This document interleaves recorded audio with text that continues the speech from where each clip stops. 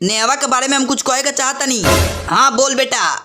नेहवा हमरा के होली में खूब फंसले बिया जोत साहब।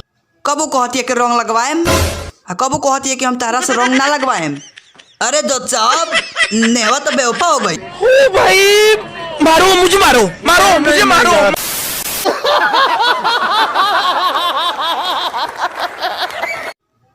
सुन्नी नेहवा के पटैले है रे उ साले हमार माल हियो ते ओकरे के पटैले है। सारा दोगला हो गल बड़े हमरा से प्रियसवा कलख आ गांव में गोनी हो त आकाशो उहे बात कहता ते सब टेगला हइस। चार पूजवा इतना झकास दिया ओकरा के ना पटैलख देर चिल्लाइबे।